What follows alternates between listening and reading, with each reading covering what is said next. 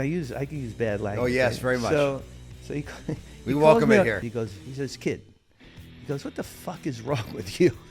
He says, every fucking game you're trying to get in my fucking huddle, and I fucking tell you to get the fuck out of my huddle, and you keep fucking doing it over and over again. It got to the point with Phil Jackson, like after the second championship in Chicago, Phil kept a pretty tight ship too. And after that second championship, things had died down a little bit in the locker room. He goes, so is we going to make a habit of this? I said, what, coach? He says, you going to be the first guy in every time I win a championship? I said, yeah. He says, great. And that's how it lasted for 11 championships. Literally, before Kobe became Black Mamba, vicious snake, this guy just would size you up. Not me, but his opponents. Also a great trash talker, too. People don't realize.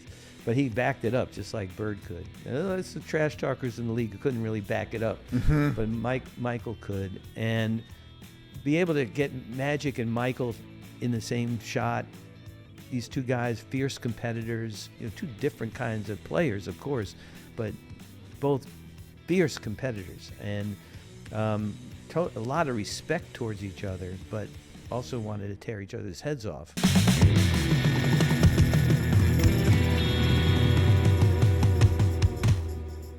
Welcome back to the Seano Show. Today, we have a true legend behind the lens. If you've ever seen an iconic sports photo, Jordan midair, Kobe's intensity, LeBron's rise, chances are it was captured by this man. He's not just a photographer, he's a storyteller, a Hall of Famer, a visual historian of the NBA. His work has shaped how we see the game, how we feel its energy, and how we remember its greatest moments. From shooting the Dream Team to being Kobe Bryant's personal photographer and co-authoring The Mamba Mentality, his career has been a masterclass in dedication, creativity, and capturing history in real time. Today, we dive in the art of photography, the mindset of champions, and the stories behind the shots with the one and only, my brother from another, Andy Bernstein. Welcome, brother. Seano, what a great intro. You like that? Can I leave now? No, that's a good one. It's good though. Dude, You've earned that one, buddy. You and I, man, spent a lot of time on this couch with you, and it's good to be talking now face to face about this is interesting, some good stuff, yeah. We've been in spiritual partnership how many years?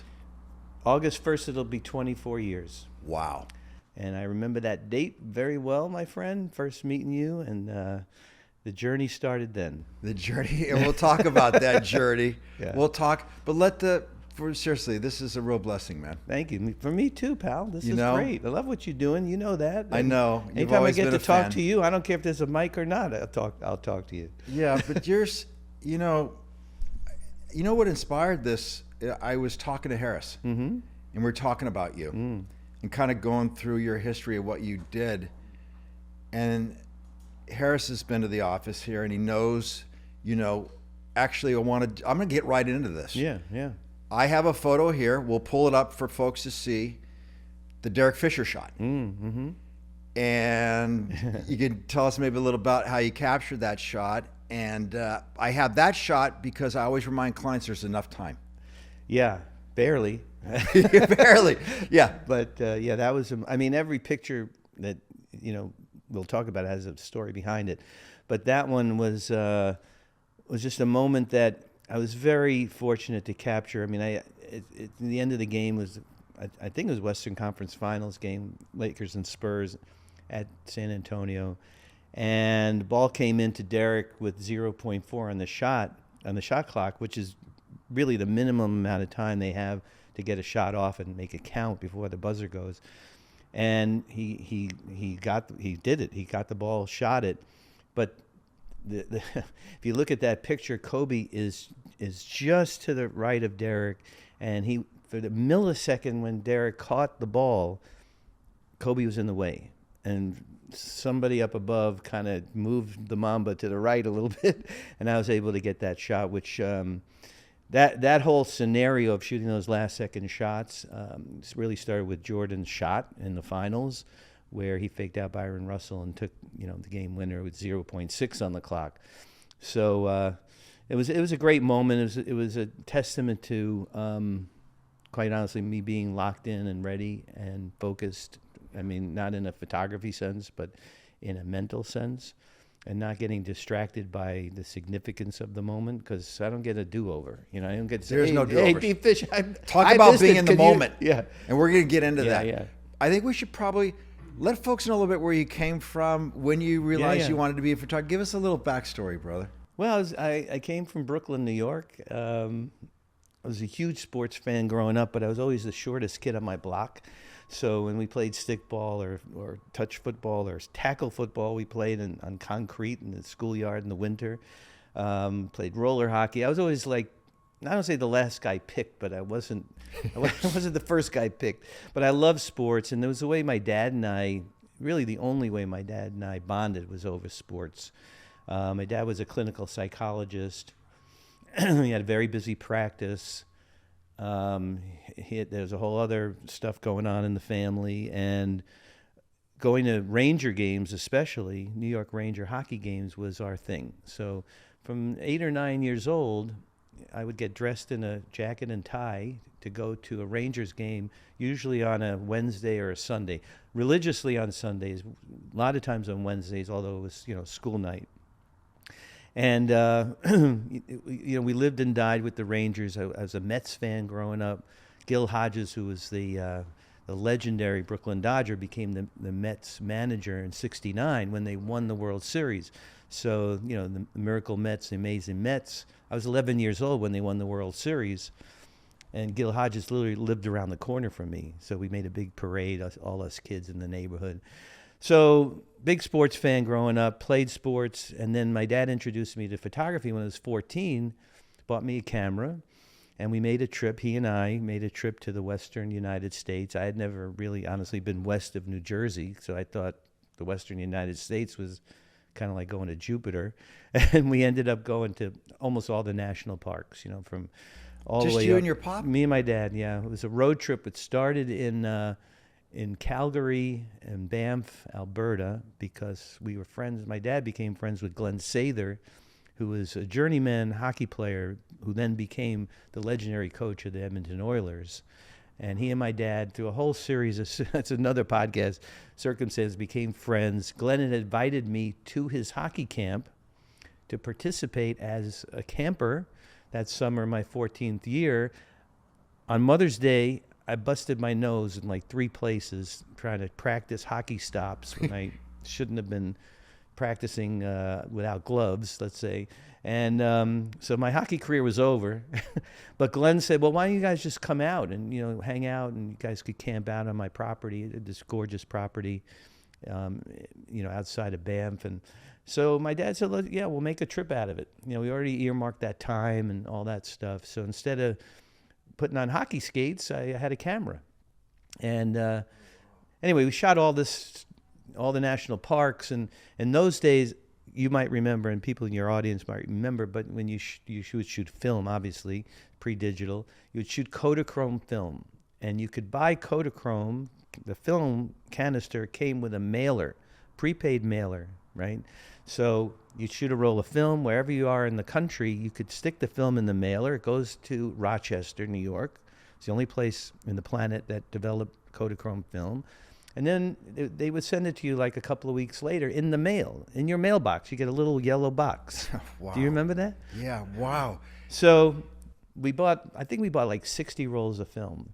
And my dad gives me half, and I take half, and I'm shooting. He showed me a couple of things in the camera, very simple, and how to work it. I taught myself everything.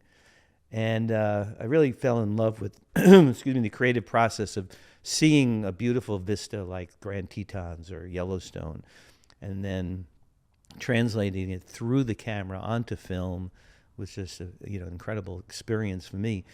And then, so anyway, long story short, we get home, and there's all these yellow boxes piled up that, were coming in. My mom was taking them in every day. And we start rifling through the boxes. My dad's looking at his, and I'm looking at mine, and he's like, this picture of Yellowstone's unbelievable. Yosemite is incredible. Look at this picture I shot of the Grand Canyon. Then we get to Mount Rainier, and he goes, look at these incredible shots that he took of Mount Rainier. And I said, Dad, let me see that box for a second. And I started looking through, and I said, but Pop, you're in these pictures. Like, that's my role. And he looked at me and goes, yeah, I guess I taught you something. I gave him the credit. But I really fell in love with photography. So long story short, I married my two passions. Love sports, love photography.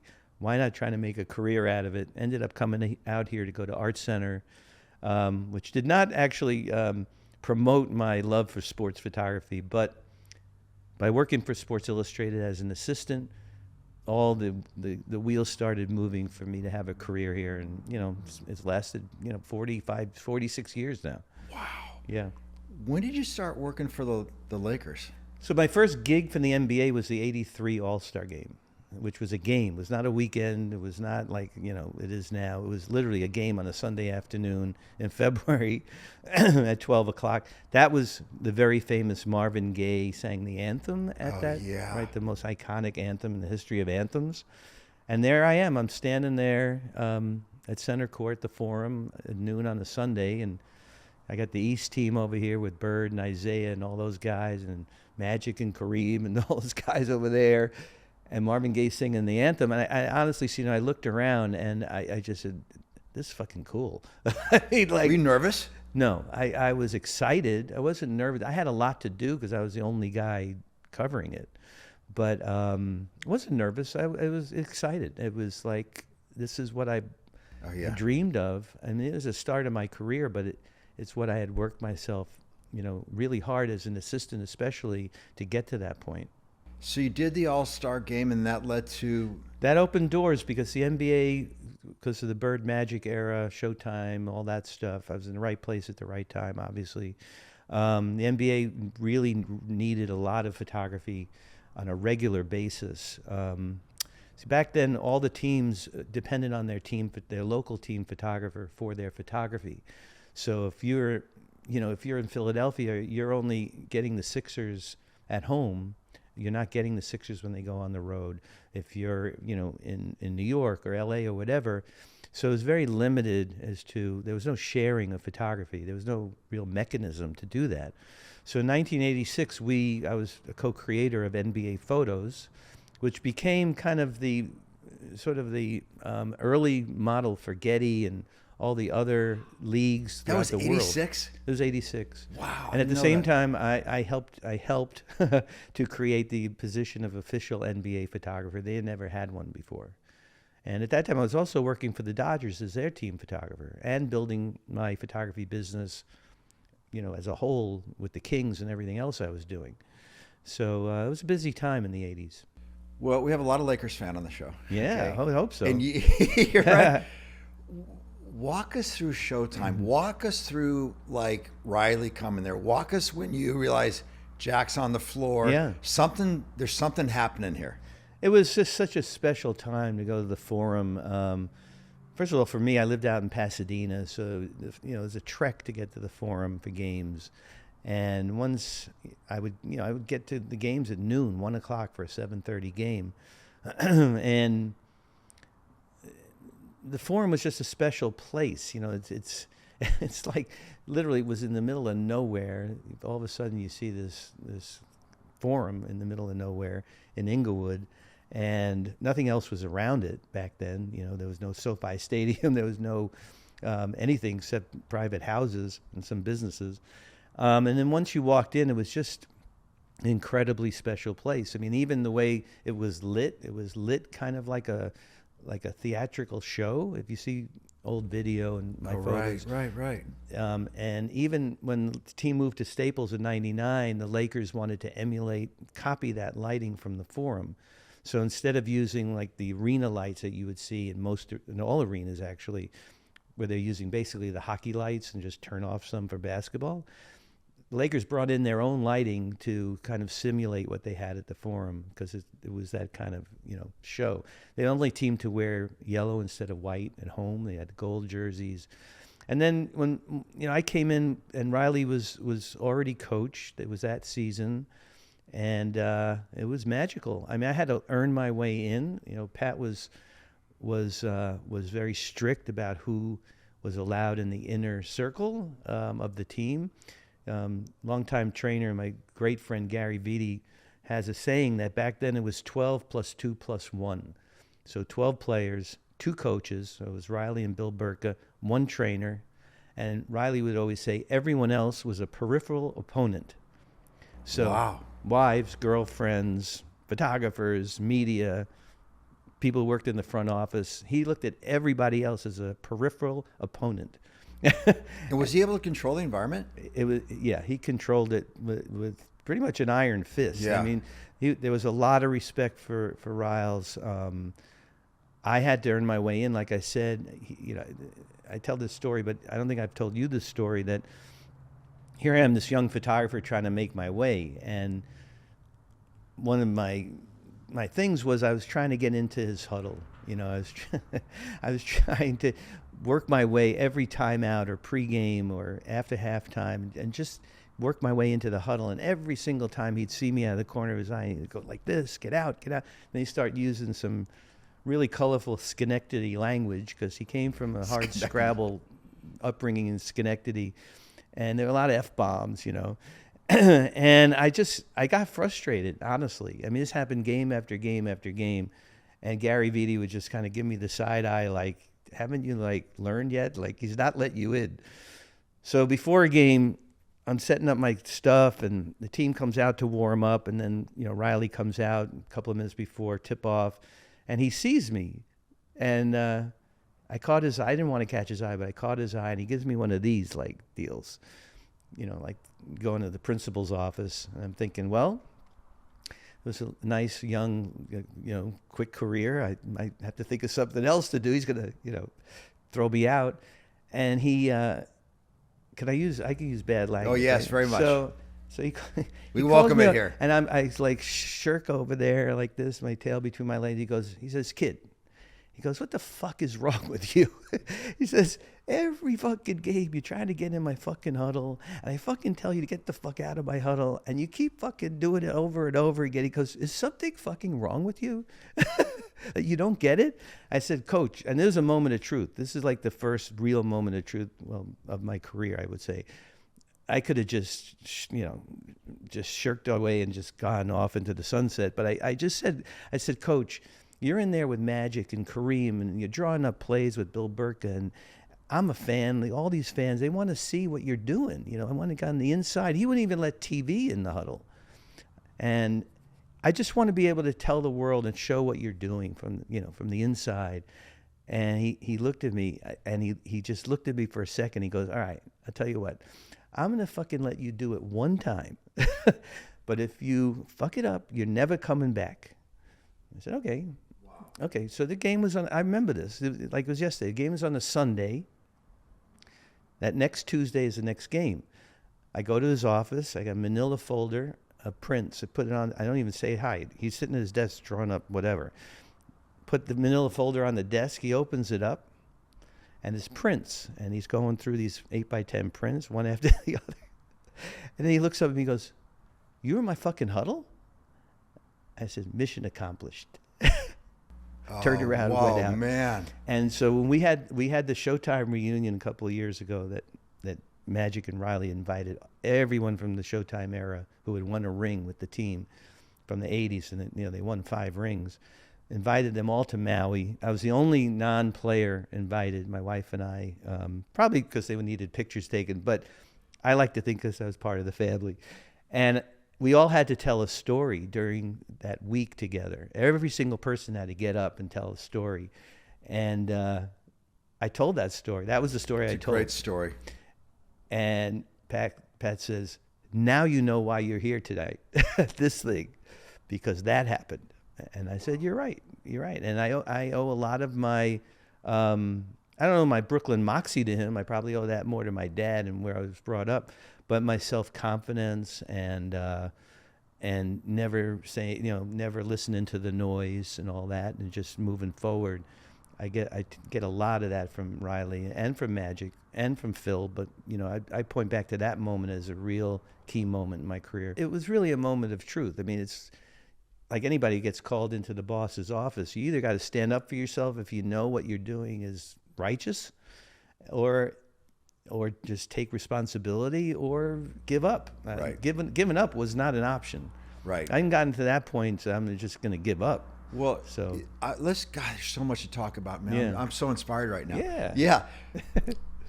You know what else, too, why I wanted to have you on the show, Andy? Because the reason why I connect with clients, I believe, you'll tell me, is trust.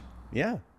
Oh, trust, that's the main word that And, I've had to live you know, by. you look at, I just want to put this up there. This Yeah. is a absolute must book to get for anybody who wants to know about sports and what Andy does and Kobe. And it's just incredible. I'm going to get into this. But to take the picture of the athlete, whoever it is, after the injury, after the championship, or when something horrific happened, and they allow you in, you had to earn the trust. Can we talk about earning trust of some people with very big egos and a lot going on? And Absolutely. I mean, you use the right word, earned. Nobody gives you the trust, right? So trust depended on, with me, like with that moment with Riley, like I had to earn my way in to prove to him that I'm worthy of him letting me in again, you know, that I didn't screw it up. And with me, it was always about keeping my ego in check, never making it about me, always being a fly on the wall, piece of furniture, never, ever, ever being a distraction in any way. I mean, the word distraction is poison in my life and my career. I can never be distracted, but I don't want to be a distraction, right? So I earned my way in pretty much at that moment, and then I became very good friends with Gary Vitti, who's still one of my dearest friends. And Gary was always great. The head trainer is the gatekeeper to the locker room, and especially to the inner sanctum, which is the training room. Like, nobody goes in the training room. Media is not allowed in the training room. Wives and girlfriends are not allowed in the training room. It's really for the players, coaches, trainers. That's it. You know, PR guys, very rarely do you even see team personnel in there. And, you know, Gary and I just became good friends. I mean, similar kind of backgrounds with our dads, and we just liked being together. And I would just go in, honestly, without a camera and just shoot the shit with Gary before a game and just hang out. I was bringing the camera in, and I would always ask him, is it cool? And he'd be fine. And then the guys got used to seeing me. I mean, this is during the Showtime era, so they got used to seeing me. My stature with the NBA kept going up and up, so I was the guy on the inside at the All-Star game at the locker room. I was the guy, you know, first guy in after a championship, always. For 40 years, I was the first photographer in the locker room. It got to the point with Phil Jackson, like after the second championship in Chicago, you know, Phil kept a pretty tight ship too.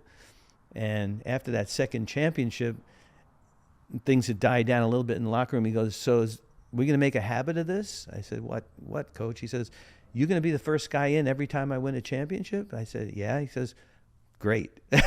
And that's how it lasted for 11 championships. wow. So you earn that trust. You only have one shot at it. There's no do-overs in my world. So I can't give them any reason not to trust me.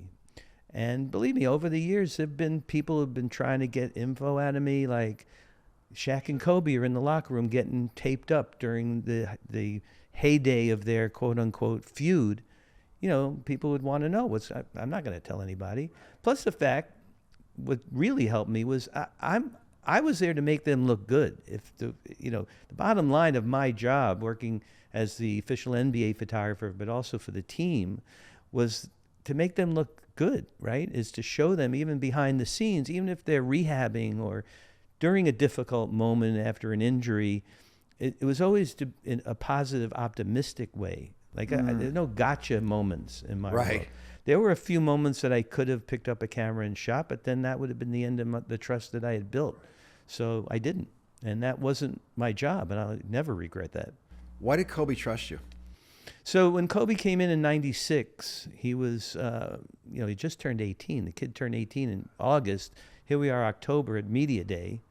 And I probably told you this story, but I love telling this story because it really shows the kind of person he was. And it's Media Day, which is the first day of training camp. All the teams are obligated to have a cycle of different sets that the players have to go from one set to the next. They're recording things, they're doing videos, they're doing photo shoots, whatever. But the whole idea is that every team gets to bang that out, the first day of training camp. So this is the first time I'm going to meet him. It's the first day of training camp, first time he put on a Laker uniform officially. And, get certain players are coming into my set, doing a headshot. And here he comes. He's coming into my set. I'd never met him before. I heard the hype, but I didn't really buy into it. I'd never seen him play. And he comes into my set, and like any new player, anybody I hadn't met before with the team, I pay the respect to go in before I pick up a camera and just make a little contact. And I put my hand out. I say, "Hey, Kobe, I'm Andy Bernstein. I'm your team photographer." And the kid looks me right in the eye, shaking my hand, doesn't let go. He goes, "Well, I know who you are, man." And I'm thinking, that's a pretty smart-ass comment from the kid, like I never met this kid before. And I said, "Really? Because we've never met before." And he still looking me in the eyes, still shaking my hand. He says, "Yeah, but I had all your posters in my room growing up." Oh, wow. So that was such a telling moment. And now, so many years later, that, for somebody to say that and have the presence of mind, but then you're thinking, like, who on the planet looks at photo credits on a poster, honestly, except us fellow photographers, because I'm jealous that you got a poster, of your photo that I didn't get. And it didn't really gel until, honestly, really fully until we started doing our book together about how his mind really worked. Even at 18 years old. So I had built, by that point, I was 13 years in the league, I believe, at that point when he came in. And I had built a lot of trust and a lot of cachet with the Laker organization, especially. So it's kind of like a natural thing. And I had also had a relationship with Shaq, who came Kobe's rookie year. So, like I said, as long as I didn't screw it up, I was good, and he trusted me. But there's trust, and then there's, like, trust. Right. And he, I don't want to say he walled himself in, but he was very, very careful as to who was in the inner sanctum. And his inner sanctum was his private workouts, his one-on-one with his trainer, his meditation sessions that he would do. Sometimes on the road, he would have to find like a janitor's closet to meditate, honestly, in some of these old arenas. His family, as he and Vanessa, after they got married, they started to build their family. I was the only guy that he would allow to take personal family photos of.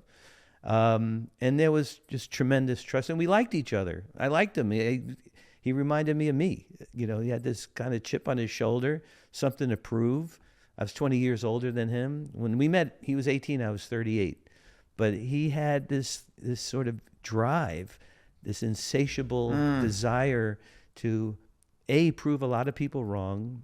He came in as this scrawny teenager that, honestly, I don't think anyone in L.A. even heard of. The guy came out of, suburban Philadelphia high school. Lakers had traded away one of their most beloved players in Vlade Divac. So there's a lot of, I would say, I don't want to say negativity, but it was a lot of like, okay, now you got to prove yourself. And unfortunately, he came into a situation with Del Harris's coach, and Del was very old school, wouldn't play young rookies. So he's like this racehorse. It's like trying to get out of the gate. And I remember being like that too at the beginning of my career, like seeing other people get magazine assignments or other jobs I knew I could do. Like, just give me a shot to do it. And so there was a lot of unsaid kind of, I don't know, the way we just gelled from the first day. And again, I just love being around him. I love watching his work ethic, the joy he got from playing, how he pushed himself. And he made me better. At the end of the day, his greatness and desire, an insatiable, relentless desire to be great and greater and the best, pushed me to want to do the same. Well, he picked you to do his book, so he must have. This is only one book. Well, the book was my idea. Yeah, let's talk about the book. So the whole idea for the book, came from November 2015. You remember he announced his retirement through the poem he wrote, Dear Basketball, which he ended up actually winning an Oscar for. That's a whole other story. but he released it on Players Tribune, and it's his 20th season, so everyone expected at some point he's going to retire. He could have retired in his 16th season when he busted his Achilles, and most people would have walked off the court at that point. But in true Kobe fashion, he would never let an injury define when he left the game. So we're all at this press conference, and it was really sad. I mean, I was happy that I was there and had experienced this 20 years of this guy in front of my lens. But it's also sad that whenever this season would end in April or whenever, that was going to be the end. Like I would never see him in front of my camera again as a player. And he was such a gift as a subject. I mean, as a person, yes, but as a subject for 20 years to shoot this guy, at home and away and everything behind the scenes and all the Olympic stuff and, endless. So I was a little bit bummed, but then I was thinking, I had created this mountain of photography, like probably maybe close to 1 million images of this guy over his career, really, if you think about it. And a lot of it had been published. A lot of my favorite shots had been published. But a lot hadn't been published that I wished had gotten out there. And my idea was to do kind of my greatest hits of his career, but sprinkle in some of this never before seen stuff. So in true Andy fashion, I didn't do it half-assed. I actually created a prototype of a book. It's a Taschen book. So the Taschen, those giant books the size of your coffee table here. I actually created one. I mean, it cost me a fortune. I created a prototype, made one copy for him, one copy for me, made an appointment, went down, had somebody, a very good friend of mine design it actually, all hand-stitched, hand-printed, the whole thing, and went down to meet with him. This is right after All-Star Weekend, and anyway, went through this whole kind of thing, and he looked through it and was very respectful and went through every page, and he finally closed the book, and this big leather-bound embossed cover. He closed it, and I had given him white cotton gloves, which he thought was kind of fun. And he just tapped. I never forget. He tapped on the book 3 times like this. He looks up at me. I'm standing above him, and he says, "Andy, I got some good news for you. I got some bad news." I said, "Well, I got to tell you, Mr. Mamba, that I came down here pretty optimistic. So give me the good news first." He goes, "Well, the good news is we're doing a book together. Bad news is not going to be this book." So if you go back in time to that first meeting to this day, 20 years later, he knew exactly what he wanted to do. Kobe, I don't think there was ever a moment where he hadn't calculated exactly what needed to happen in that moment. So he paid me the respect, just like he did that first meeting, of allowing me to go through this entire ritual with obviously this thing that I had spent a lot of money and time on, knowing full well this is not the book that he wants to do. Mm-hmm. He had given thought to the book he wants to do. Ended up being the Mamba Mentality book, which he wanted to tell his story through his own words, not told to anybody, not interpreted by anyone else. In his words, what it meant to be the Black Mamba, like why did he take that moniker, that sort of superhero kind of character, and what does the Mamba mentality mean to him? Like, what does it mean? And that extends now to bringing the Mamba mentality really into your life, into your world. So since we lost him, that's been my sort of marching orders, is keeping his legacy going through our book, through the teachings of his wisdom, really, of how to conduct yourself in life. Oh, and you can be anything. You can be a CEO, a soccer mom, a policeman. So what is whatever. The Mamba mentality? Mamba mentality is a way of life. It's really taking the 4 pillars that he outlines in the book, and I use that when I talk. It's the first pillar is being obsessed, is obsession. As you and I know, there's a dark side of obsession, but there's also a very productive side of being obsessed with just in totally taking over your life, what your life's mission is. His life's mission was to be the greatest basketball player of all time. So you're obsessed with that 24/7. Second pillar is curiosity, always being curious about your craft. You know, me as a photographer, him as a basketball player. So learning through looking at posters. By the way, he wouldn't put a poster of Michael Jordan up on his wall in high school just to say it's a nice, pretty picture of Michael dunking. No, he would break that poster down to every element of Michael's, muscle tone, where he's looking, where his body is going, tongue hanging out, all of that stuff, what his body looked like.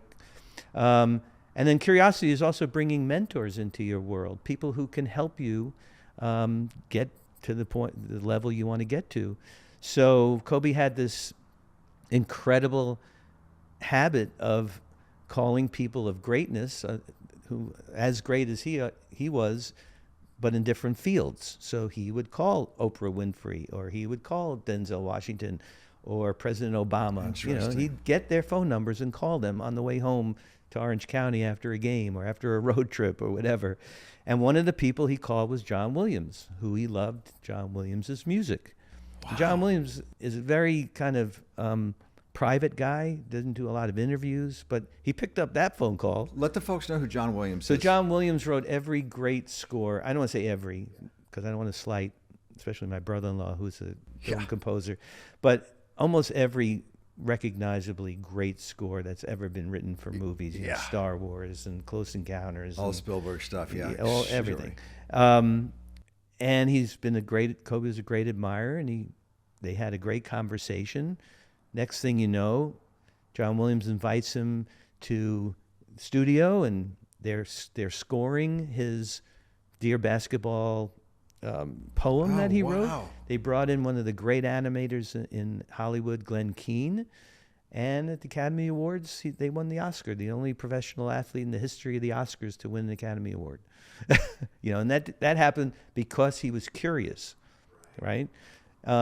Third pillar, Mamba mentality, is relentlessness. Is just never stopping. It's you're just going full bore all the time to get to that level and then beyond that level. And the word Kobe hated the most, I think, was probably potential. You hear about athletes, they've reached their potential, or academically they've reached their potential. There's a threshold. Kobe never believed there was a threshold, that the people didn't have a threshold, that you could become greater than you even thought you could become.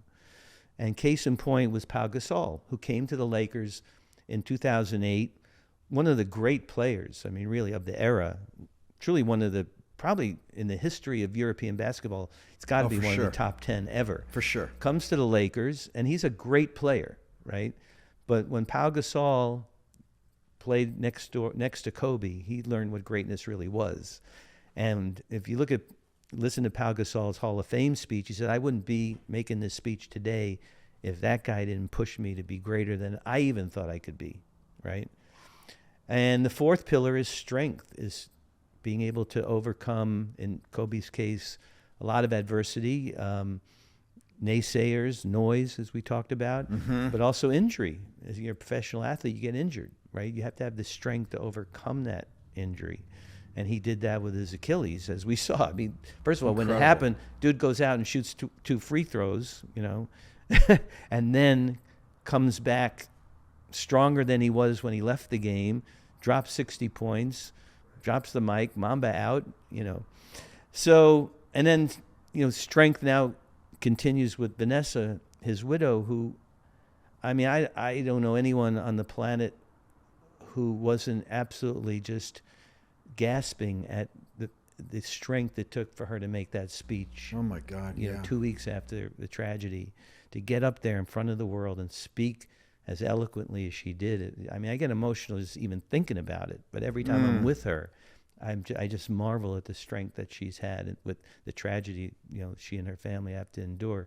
So that was really what, it's incredible, in a nutshell, No, the Mamba beautiful. mentality was. So through the book, he talks about all those pillars and everything else, and it was my job to illustrate that with photos. And my God, did you? And whose idea was it to talk about opposing players and the opposing players' mindset and Kobe's mindset. Whose idea was that? Well, it was part of it because defense was definitely part of it, and we got to that section about his defensive nemesises. Like the guy, I asked him. I said, "Who played you the hardest? Like, give me the top 3 or 4 guys, and we'll try to find photos of those guys." And Tony Allen was one, Shane Battier was one, Raja Bell, but I think the guy that. And I know, because he said the guy who played him really the hardest consistently was Bruce Bowen.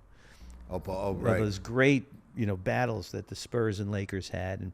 And Bruce was just relentless, and would never back down to Kobe. And one of the nicest guys you'll ever meet. But together, when they were on the court. And so my job was to illustrate all of these points in his career and all the points he's trying to make through my photos. And keep in mind, half of his career was in the film days. It wasn't digital. You can't go to a hard drive and type in, Bruce Bowen, Kobe Bryant somewhere. You have to actually go into the file, which is in the archive at NBA Photos in New Jersey, and look through games and games of photos to illustrate exactly what he was looking for. So for Bruce, he said, Andy, you remember that game? I think it was 2001 Western Conference Finals, third quarter. I had the ball down on the block, and I faked Bruce left, went right, and dunked on his ass. He looks at me and goes, "You have that picture, right?" And I said, "I don't know." Yes. The answer was yes. I have that picture. It's always yes with Kobe. So the good news was we found as a group, probably 90-something% of the photos he wanted. Some of them we just couldn't find. Some of them, I think he made up in his mind that it happened and maybe it didn't. But we were able to, we as a group at NBA Photos were able to find everything. Yeah. That's my favorite part of the book. Yeah. Incredible introduction by Coach Jackson. We're going to get in him in a second. Yeah. Okay. Tough question, I know. Just give me your favorite Kobe moment. Oh, boy. That's a good one. I think my favorite moment with Kobe had to be the 2010 finals when they won. Because he, they lost a heartbreaking finals in 2008. There was a whole Lakers-Celtic rivalry that went back to the 60s with Jerry West. And so the whole losing to them in 2008 just stuck in his craw. He said at the time that he would never retire until he beat the Celtics. Right. They won in 2009 with Powell. It was a great finals against Orlando, but the Lakers was just so much better than Orlando that we kind of all took it for granted. And then we had to go through that whole season. It's like reminiscent of the 85 season, 84-85 season when the Lakers had lost that heartbreaking finals in 84 to the Celtics. Oh, my God. And then they had to come back and play the whole year again just to get them again in 85, which they won. Was the first team ever to beat the Celtics on the parquet floor in Boston. Mm-hmm. And so it was the same thing. I had been through it before, but for him to win, and there's a moment in the locker room where he's just letting loose and they're getting showered with champagne, and he was so joyous and happy. It was a beautiful thing. Yeah. Wow. That's awesome. We'll bring this photo up. It's one of my favorite photos. Yours is Magic and Bird going up for the rebound. Yeah. Well, they were actually boxing each other out. Yeah. So talk about that. The frustration of the Showtime era for me as a photographer was the fact that Magic and Bird very, very rarely were in the same frame. Like I could never get them in the same frame and same picture because Magic was a guard, Bird was a forward. Those days, guards and forwards didn't switch off and like they do now. They really kept to their sides of the court. So there were only 2 opportunities with those guys to get them in the same frame, honestly, and know that I could get something out of the game. The first time was at the captain's meeting, so 5 minutes before the game. Captains from both teams come over. Now it's like the 14th guy on the bench is the captain, unfortunately. But in those days, the actual real captains, right. So they would come and meet with the referees, and then there would be a handshake, and then there probably would be a moment they would say something to each other, or there would be one would tap the other, or something. There would be some exchange. So I knew at least I'd have that. And then I would pray for a free throw situation to happen in front of me. You know, I'm sitting under the basket on the baseline. That somebody would be shooting a free throw, and those guys would be lined up on the free throw, you know, on the side, facing me. Like they could be not facing me, or one could be on one side, one the other. So the few times I was able to get that, luckily we're doing finals games, and the most iconic one was in '87 at Boston Garden. Birds in white, Magic's in the purple. And what's really beautiful about that picture was that neither guy is dominant over the other. They're like intertwined, almost like one body, but one isn't superior over the other, and they're both looking up at the basket. And David Stern paid me the ultimate compliment. When he saw that picture, he said, you know, years later, he said, that photo helped define the era for us, for the NBA. That was the real Bird and Magic era, because they never wanted to favor one over the other, obviously. And, you know, the picture lives on, which I love. And I know both those guys love that photo, too, which means a lot. What did you learn from Larry Bird? Well, the thing that comes to mind is not to piss Larry off. So, like I said earlier, I get to the arena. I would get to the arena at noon, you know, 1 o'clock. Sometimes I get there at 11 for a 7:30 or 8 o'clock game. You know, we have a lot of cameras to set up, a lot of schlepping of equipment. Then I have to be ready once the players start arriving around 4:30, 5 o'clock to like be game ready. Like have my remote cameras all set up and my position set up and whatever troubleshooting has to be done. So I was there super early for a game at Boston Garden. It was Lakers-Celtic game, regular season game. And, you know, the old Garden, but the new Garden as well. The old Garden had this iconic ceiling that had all the banners, Celtic banners, retired players, and championship banners hanging. And I get there, and you know, the team has shoot-around. Both teams come to do, like, shoot-around, and they go back to the hotel or home or whatever. Larry had a habit of staying after shoot-around, and I knew this, that team would have shoot-around, he would stay, get some treatment, and then he'd go out and shoot for like 2 hours by himself. Wow. Just him and a ball boy. Empty Boston Garden. So as a photographer, you can't really pass that up. And I had put my strobes in the ceiling, you know, these big flash things, because the lighting in Boston Garden was terrible, like it was in every arena. So anyway, long story short, I see Larry shooting on one side of the court. I make my way around, I slink around, and I'm kind of crouched down. I remember this, next to the front row behind the basket, cameras down on the floor, super wide angle, showing the banners, and just Larry and the ball boy.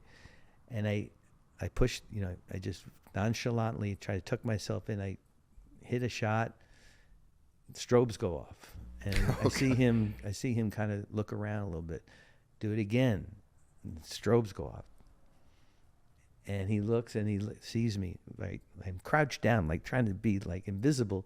Slams the ball down, and I'm like down here, and he's up there. And he goes, "Not gonna fucking do that when the game's going on, are you?" I said, "No, I won't." Of course, they don't care once the game happens. Right. But that was the end of that. But I did get the picture. I did get the picture, which is still one of my favorite pictures of the empty Boston Garden with Larry shooting.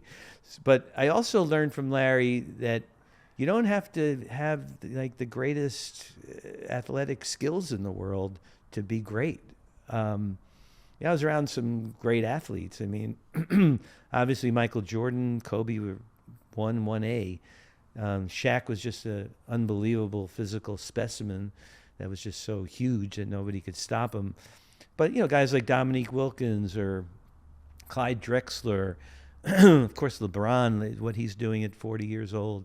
You know, Larry didn't possess all those skills. I mean, the guy could barely get 4 inches off the ground when he shot.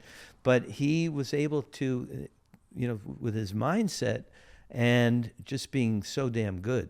And getting into everybody's head. I mean, he was the biggest trash talker in the history of the league. Yeah, that's right. And he would just get into people's. I remember the 3-point contest at NBA All-Star Weekend, and I think pretty sure Larry won the first one, but whatever one, he won one year and came to the next year. He was going to be defending this championship. I remember being in the locker room when he came in. He goes, "Which one of you motherfuckers is going to be second?" Oh, wow. He had that kind of confidence. Yeah. Yeah.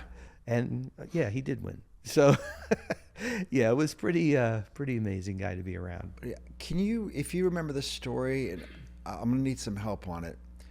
There was a documentary on Bird and Magic, Yeah. right? Yeah. And in that documentary, Bird's talking about when Magic announced that he was HIV Yeah. and the impact it had on him. Yeah, And you yeah. really got saw a human side to Larry Bird. Yeah. In that documentary, there's some game Larry plays after the announcement where he imitates a pass that Magic. Do you know what I'm talking about? Yeah. Yeah. He also. I started bawling when I saw that. Yeah, for sure. I mean, he also talked about that for the first time. He didn't really feel like playing that night. Right. That it would hit him so hard. Look, these guys can be competitors, want to tear each other's head off, but at the end of the day, there's so much respect that they have for each other. And I saw that firsthand with the Dream Team. You put these 12 guys together who were the top of the game, super competitive, but they also tremendously respected each other, and they knew that they had a mission once they were put together as the Olympic team. But for that moment you're talking about, that he did pay homage to Magic. Was it it was a Magic? What I was think the it was Magic? a Magic no-look type pass. Right. Yeah. Which, of course, yeah. And it was such a shocking moment. Probably the second most shocking moment in my professional career, after, of course, tragedy with Kobe and Gigi, was when Magic, they announced that he had HIV and had to leave the game. Did you have to shoot that press conference? Well, I had to shoot it. I wasn't there, though, unfortunately. I was in Salt Lake City with Commissioner Stern and a couple of NBA people, because Commissioner was going to announce that the following year, the 93, so the following year, All-Star Weekend was going to be in Salt Lake City. He came to announce that, and they flew me there to be part of the coverage. And the story broke, I don't know what time it was in the morning. We didn't have cell phones then. And I got a call from... What year was that? This was 91. This is 91. November 91. And during the preseason. And I got a call from Brian McIntyre, my dear friend, head of NBA PR. He goes, "Andy, we have to leave right now." And I didn't have TV on. I had, you didn't have a phone. You're not getting alerts. So, Brian, what are you talking about? The press conference isn't until 12. Oh, no, we have to leave it. We have to go to L.A. now. And I wasn't packed. I had taken all my stuff out. I said, "Brian, give me 5. He goes, "No, we're leaving now, right now." And we're in the lobby. He wouldn't tell me why. And so I missed the plane to go with them. And I think they were flying commercial. The next flight got me in too late. I went to the Forum. Press conference was over. I was able to get in touch with my assistant then, John Suhu, who rushed down to shoot the press conference, because it was all very hastily put together. And David Stern made the press conference. They might have actually delayed it a little bit to make sure he was there, because if you see the dais, he's right there with everybody. And of course, that was a time a lot of misinformation about HIV. It was very scary. Yeah. Somebody like Magic contacting, very scary. Yeah. But walk us through Magic and Magic playing, opposing players not wanting to deal with him.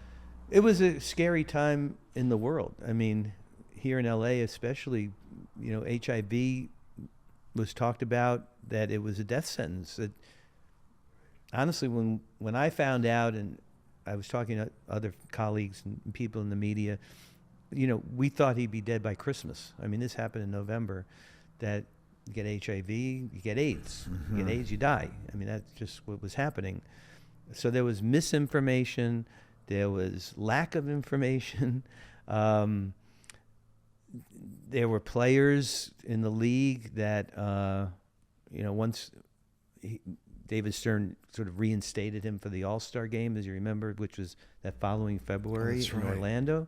There were players who didn't want to play in the same court with him.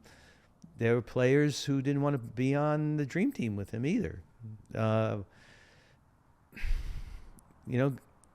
I mean, I marvel every time I see him that this guy survived that, became the voice, really, he and other people, to change the narrative, really, about HIV and AIDS, that the world needed to be educated. And he found a way to do that. He said that that was God's calling for him. Oh, wow.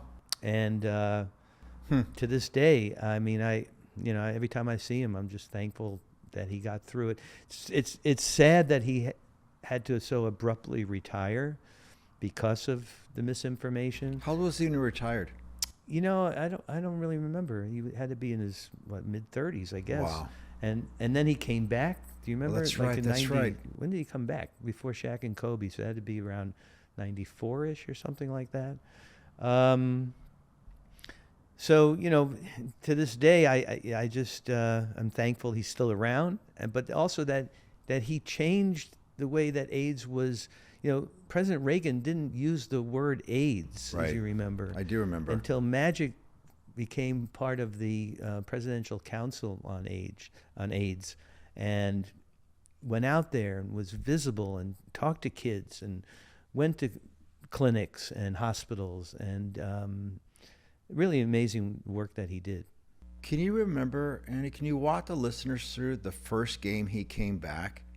After that, the first game he played was at the All-Star. What was it? What was the energy like? What was he, if you can remember, Well, he was a little bit heavier when he came back, as I remember.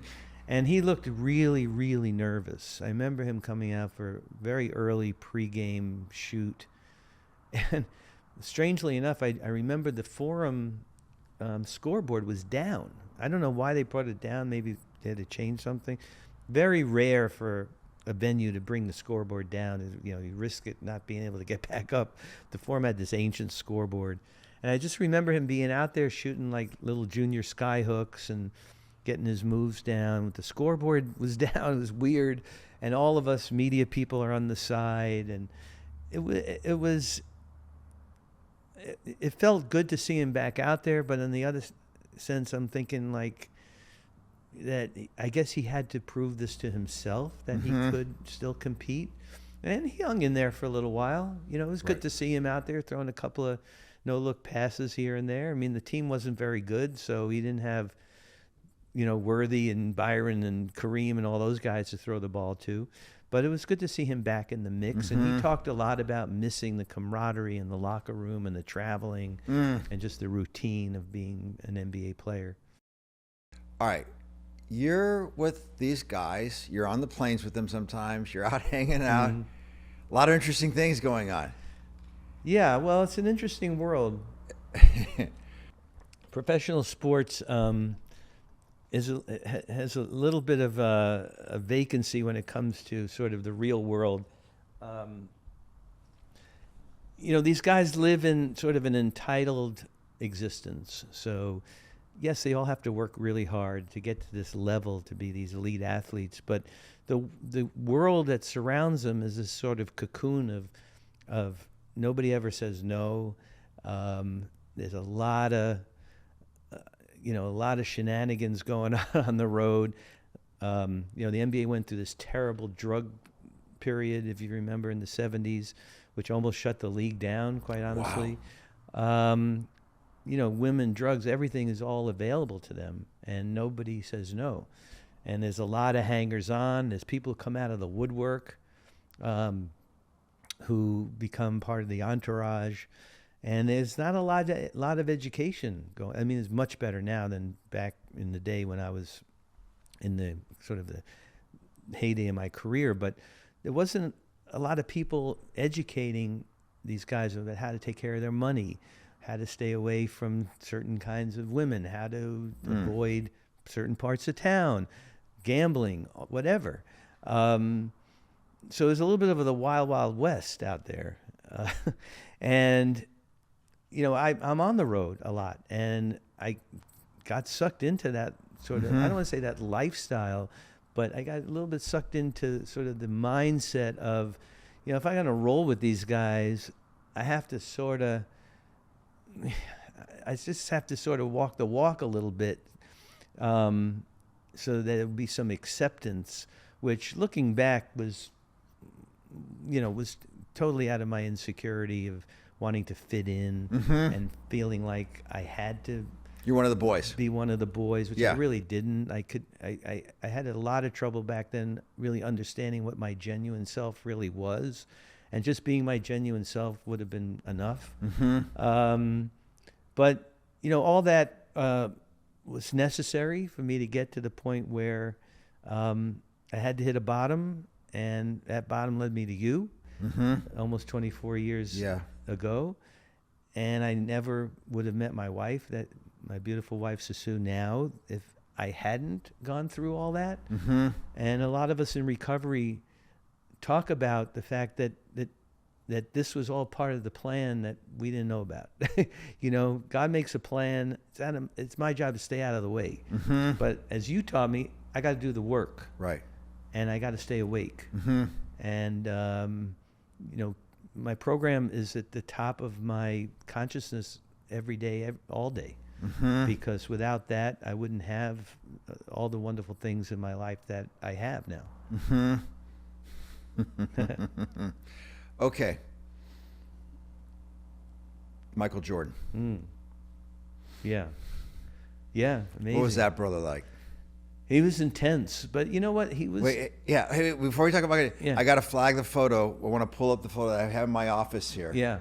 Of Jordan yeah. staring down Magic. Yeah. And I have that photo in my office because to me that says, game on, motherfucker. Oh, yeah. No, it's take no prisoners. It's take no prisoners. He was a special guy, man. When I first saw him play...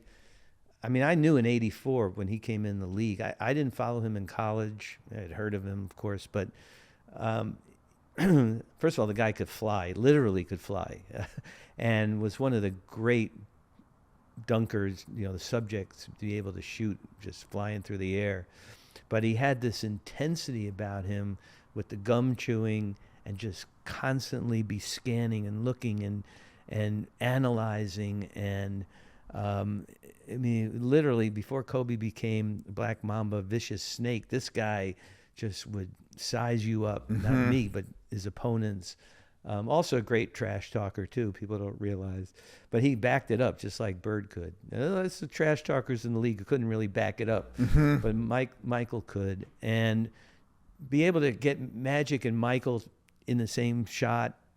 These two guys, fierce competitors, two different kinds of players, of course, but both fierce competitors, and a lot of respect towards each other, but also wanted to tear each other's heads off. And that photo you're talking about is one of my favorites. I use that too when I do like motivational talks to kids or schools or whatever. And he, look, guy won 6 championships. People think about, he won 6 rings, all that. Took him 7 years to get his first ring. Right. 7 Detroit just years. handed it to him. They killed him every Right. single year, to the point where they had rules. They called the Jordan rules about like how to take Michael out of his game physically, until he just said, screw it. I'm gonna kind of beat him with what they're coming with. And he hired Tim Grover, the great trainer. Tim had him bulk up over a summer. It was the same summer he was shooting Space Jam, and he made Warner Brothers build him a court, an indoor court, where all the guys would come, big name NBA players, and he'd be working them out every single day, and came back stronger than ever, and then won that championship in '91, the first one. Right on. Wow. Yeah. Favorite Michael Jordan memory? Oh, that's a good one. Favorite Michael Jordan memory? Well, it's not a great one actually, because my first book had him on the cover. So my first book was called NBA Hoop Shots. It came out in '95, and it's an NBA product. So the NBA has to approve all the photos that are in it and the cover picture. And it was my first book. I was super excited. We as a group, myself and the publisher, had picked this particular photo, and it's a photo of Jordan going up against Magic, not the same one you were talking about, a different one. And super proud of the book. I got a whole box of them. I remember going on the plane and having to pay excess baggage. I had to bring all these books with me to Chicago. The NBA assigned me to a game in Chicago. In the old Chicago Stadium, you had to go downstairs to the locker room, and I got there, I think, 11 o'clock in the morning, and I put a book on in front of everybody's locker. God. I go in there, and after the guys show up and they're all getting dressed, and I go in, and Michael's holding the book, and he kind of looks over his shoulder. He sees me and goes, "Who the fuck gave you permission to put my photo on the cover?" And he was serious. And I said, it's an NBA product. He goes, "You should have asked me." Like, oh, wow. I should have asked him. And I said, "You know what, Mike? You're right. I'm sorry." And he goes, "Sorry."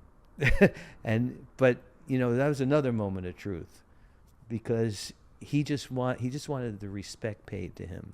And to even get to him, to ask him, you'd have to go through layers of people. Sure. But I knew his agent, David Falk. I should have asked him. Right. Why didn't you? I think I was just I didn't think through the drink there a little bit. You Yeah. know? I didn't. I should have. It would have been the respectful thing to do. Okay, 'cause there's a very. And I think he respected me actually for copping to it. I mean, when you're really. wrong, admit it. Right. Yeah. I fucked up. Yeah. But then I think I honestly, I think I had the guts to say, "But do you like it?" In typical like Brooklyn fashion, it's like, "All right, but do you like it?" Yeah. Yeah. Yeah. Oh, wow. But he was God. always cool to me. I mean, not the same relationship in any way like I had with Magic or with Kobe, of course. But I was around him every day with the Dream Team. I still see him at Hall of Fame events. He's always gracious, always nice, always usually asks me about my dad. My dad passed in 2004, but my dad spent half of the time we were in Monte Carlo and Barcelona with the Dream Team. And so he remembers that. He remembers my dad and his dad, who was tragically murdered. They sort of chopped it up a little bit. They liked each other. Oh, that's beautiful, so it was man. nice. I didn't know that. It was cool. All right, let's talk about the Dream Team, and let's talk about Coach Jackson. Yeah. What was that? I mean, what was the vibe at the Olympics, getting those guys together, the energy, the egos?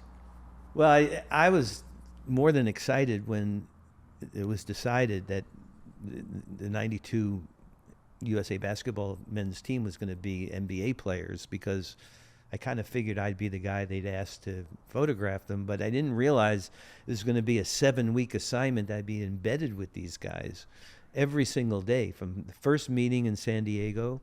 They had training camp in San Diego. We went up to Portland for the Tournament of the Americas, which was the qualifying tournament. From Portland, we went to Monte Carlo for more, I like to say, training camp.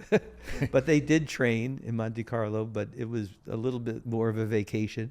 And then, of course, on to Barcelona. And then there, when they got the gold medals, and it was just a fantastic experience to be on the inside with literally the greatest rock show of all time. I mean, these guys every one of them was a rock star, but as a group, it was like if you took the Rolling Stones and U2 and Bruce and Taylor Swift and put them all together and you did a tour with these guys. Like, this is what it was. They couldn't leave the hotel. We had our own hotel in Barcelona. The team bus was guarded 24 hours a day. When we would go from the hotel to the venue where the games were, it was a little bit outside of town. The bus would be on the opposite side of the highway, with a police escort closing down the other side of the highway so that it wouldn't have any traffic, with helicopters in front and back and motorcycles and the whole. It was crazy. It was crazy. Guys are on the court from other teams, stopping them during the game to ask for autographs. During the game, right? During the game. Right. Taking team pictures like after the game with them. It was like insane. Wow. And it was super fun. I mean, like I said, I got to bring my dad, and it was kind of payback to my dad for all those years of taking me to Ranger games and Mets games. That's a nice moment, man. And he drove me a little crazy there, but Yeah. we had a lot of fun, and it was a great memory for us. In fact, they started calling him around the Dream Team. I forgot who. It might have been Chuck Daly, who started calling him Zelig, because my dad was like always around. if I took a picture of Chuck Daly or Magic or anybody, like my dad somehow was in the background of the photo. And I have this great picture, I hope you show it, of we were at the Palace in Monte Carlo. We were invited by the Prince Serenier, to come up for a state dinner. And I have this picture of Magic and Michael together at the pregame reception. And there's my dad peeking out from behind. So it was a great memory for me, for sure. Let me ask you this, buddy. The guys that were on the Dream Team, that won NBA championships, what do you think was a prouder moment, winning the Olympic medal or winning the NBA championship? That's a great question. I would say probably, well, at the time, probably was winning the gold medal. Maybe now that they look back, maybe the championship was better. I mean, Kobe said that winning an Oscar was greater than any 5 of his championships, but I don't know if I believe that or not. Neither do I. But it was just such a moment. It was a foregone conclusion, obviously, from when they announced the team to when they got the gold medal months later. I mean, there was no chance that any team was going to beat them. Nobody even tested them. There were games that they won by 40, 50 points. Much different than, of course, the Redeem team or even the Olympic team last year, which was actually tested pretty hard and had to prove that they deserved to win the gold medal. They should have just given them the gold medal and, I don't know, made exhibition games out of the Olympics, I don't know, in 92. But it was a proud moment for all of us to be part of it. And then we were able to do a book together. Then as a group, the entire Dream Team got inducted into the Hall of Fame, which was really cool to be part of I didn't know that. And I was That's there to super shoot cool. that. Yeah, it was cool. Coach Jackson. Yeah. Spent a lot of time with him. Yeah. He did the intro here. Yeah. Yeah. Well, yeah, let's talk about him. Well, Phil was, I remember Phil when he was a player. I was a Knicks fan growing up. He was on championship teams in the 70s.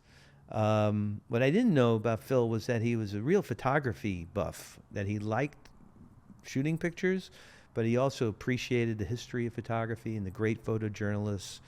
And he was just a different kind of cat to be around. I mean, I loved his energy. Phil was also very, I don't want to say controlling, but you knew where you stood with Phil. I did. I always knew that Phil and I had this sort of unspoken kind of choreography that we would do, that if I'm in the locker room or the training room pregame, and then Phil would come out of his office, which he rarely did before the game. He would come and give a speech to the team before every game, but he wouldn't like mill around in the locker room. Some coaches do. He would stay in his office, which, there's a little ante room there in the locker room. But I always knew when Phil came in and his right eyebrow would go up like this, that it was time for me to get out. I just knew it. I just had a sixth sense that it was like, okay, Andy, time to go. But he never had to say it. I just knew it. And we actually joked about it years later.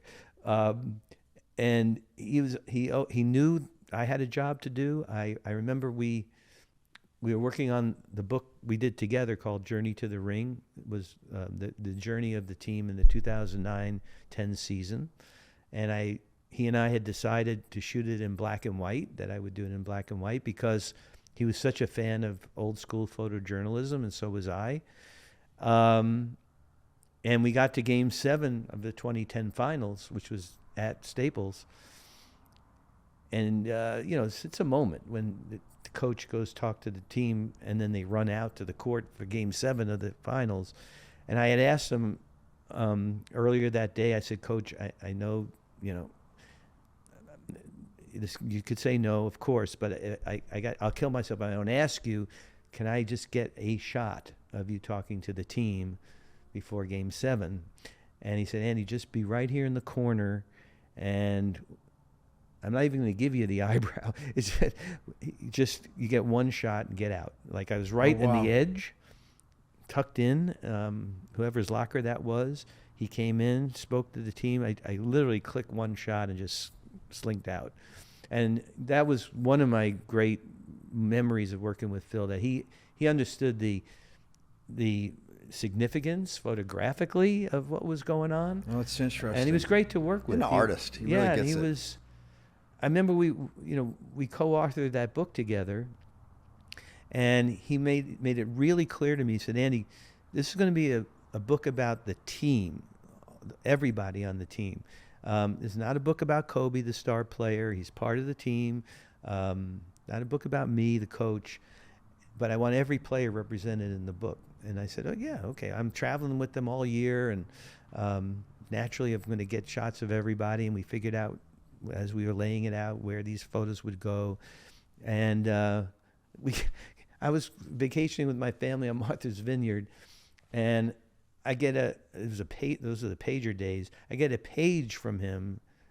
It had to be 4:00 in the morning, right? I recognize the number, and I'm thinking, oh shit, this cannot be good.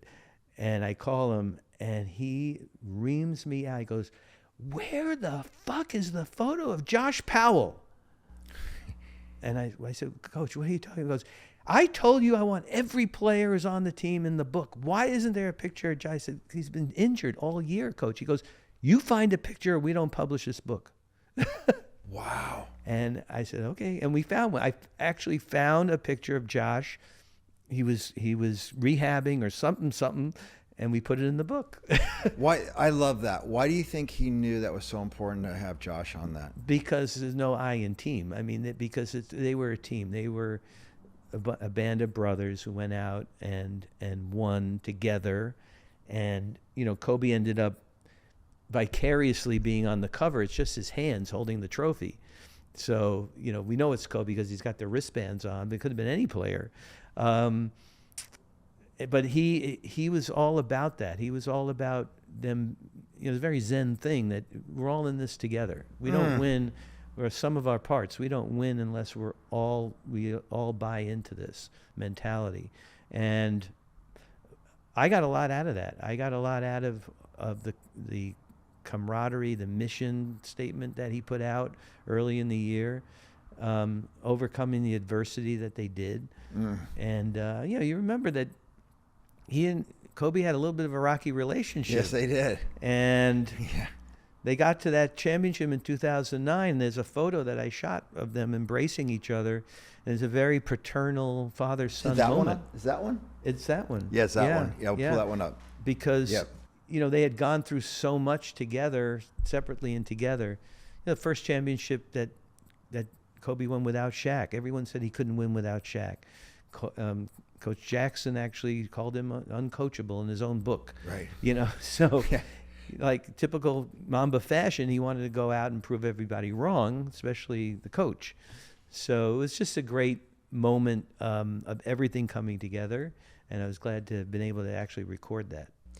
All right.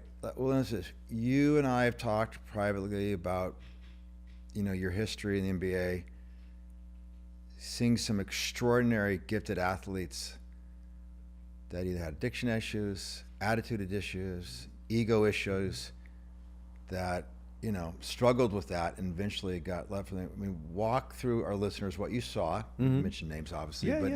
And kind of knowing the message of what we do here at Shell. And kind of tie them together. Well, throughout, that's a big order to fulfill there, Seano. So throughout my career, I obviously saw a lot of victories, and I saw some personal defeats. I mean, we're all conscious of great athletes, if it's Mike Tyson or anybody else who just lost everything through addiction or whatever it could be. And one of the moments that kept coming up for me was that I would go to these great NBA events, whether in the U.S. or overseas or whatever, and the NBA started rolling out their legends. They'd bring legendary players to come out and mingle with the fans or do events. But every halftime of, let's say, a preseason game, I remember I was in Munich, Germany, and they had 6 or 7 legends, and at halftime they would bring the guys out and they'd introduce them, and they would wave to the crowd. And I'm in a whole lineup of photographers and journalists at center court, and the announcer says, and next, the great Julius Erving, Dr. J, and people are waving, and he's waving and they're cheering, and a guy taps me on the shoulder, a journalist taps me on the shoulder. He goes, "What's he a doctor of?" And I'm thinking, wow, okay, that's an eye opener. And these guys from that generation, be it Spencer Haywood, who's one of my great friends who almost killed himself through cocaine, getting his life back together and back on track, and seeing many of them fall from grace. The spotlight is moved off, and the ego can't really take the fact that they are not in the public eye anymore. And whatever issues they might have had while they played only get magnified. These are guys who didn't make the big money. And I just kept seeing that over and over and over again, the horror stories and knowing people personally in the game, and not just NBA, but other sports, that I just started thinking about, how can I pay that back? How can I be sort of a messenger of trying to help in some way? So about 8 or 9, 10 years almost, I guess, two partners and I, two very close friends in the sports world, formed a company called Legends of Sport, where our mission statement really is to bring the spotlight back onto legendary athletes, but also teams. I was a 69 Mets fan growing up. What happened to all those 69 Mets? As a group or individually, I want to be able to teach my kids about the teams that I loved when I was growing up. And there's no central way to do that, even with the internet. So we want to be basically everything, one-stop shopping in legendary sports, teams, moments, venues, even personalities in sports, of course, athletes. And then we also want to be able to give back.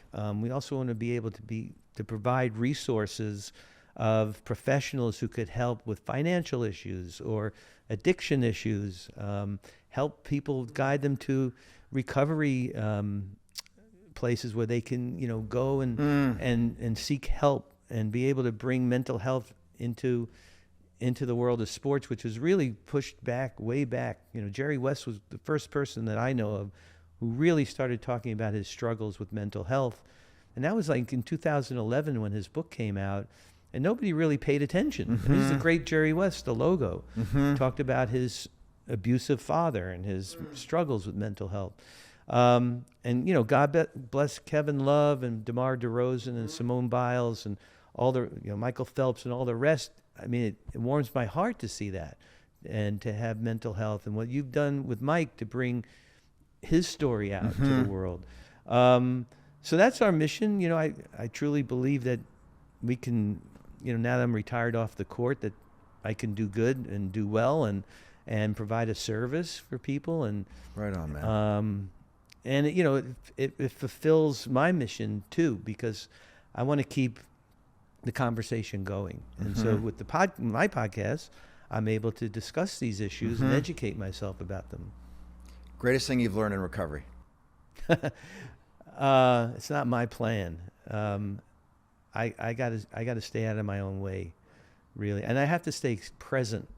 You and I a long time ago, Seano, that was one of my biggest issues, was being present and understanding that not to be distracted, and distraction can come in all different shapes and sizes.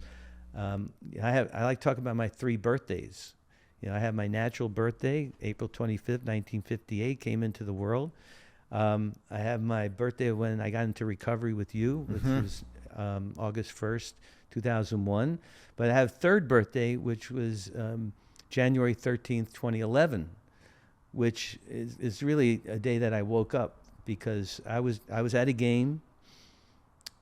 I was distracted, missed one of the epic photos that I should have taken, and realized that I got to change something here. I mean, you and I had already worked together for 10 years at that point, but I hadn't really figured out that this is like a 24/7 proposition. Like, I can't take a day off, or even a moment off, or in this case, a play off, and be distracted.